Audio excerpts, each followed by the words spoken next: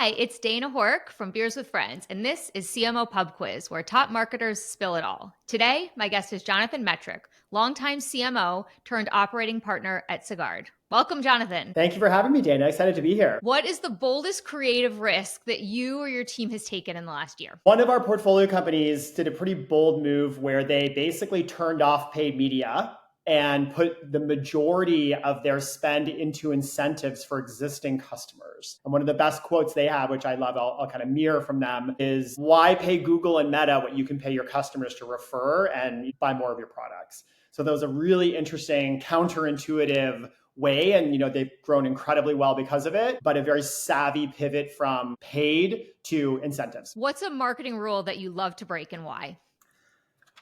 I'm a very big fan of not having too many marketing channels and just getting really excellent at one or two. I've done some research on pretty much any growth stage company. The majority of leads are generally sourced from 1 to 2 major growth channels. Companies get very good at a certain go-to-market motion and scale that. And I think we sometimes get a little bit distracted by saying we should be everywhere, testing all channels, and you don't want to peanut butter. You want to get excellent at something. What's a marketing trend you regret jumping on or regret ignoring? I have never really been a fan of programmatic.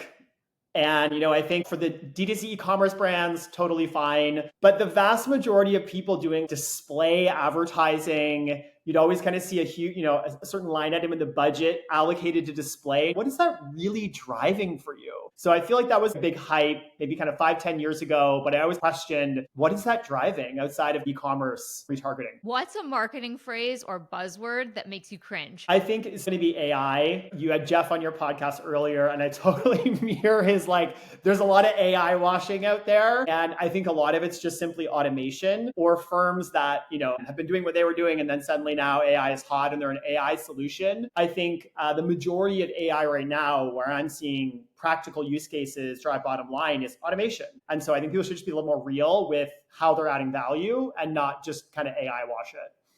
What's a consumer behavior shift that no one in marketing is talking about yet, but should be? It's interesting. I have 2 nieces who are in Gen Z, and we were watching the Super Bowl recently, and we're talking about certain types of plays, and they're sourcing information discovery on, of course, ChatGPT, not Google, and even TikTok, right? They're going to TikTok as search. And so I think the path for consumer discovery is changing, and it will change by the generation. And even millennials are using ChatGPT like we use Google, but Gen Z and Gen Alpha will use those platforms differently. And marketers are going to need to get in front of that really quickly in order to be effective. Who is another brand leader that you'd love to give a cheers to? Simon Lejeune, I think, is always a cheers of mine. He's the head of growth at Wealthsimple. I helped hire him into the company many years ago, and he's a big reason for their continued growth. So big cheers to Simon. He's one of my faves. Awesome. Well, cheers to you, Jonathan. So glad that we could do this. And thanks for being on CMO Pub Quiz.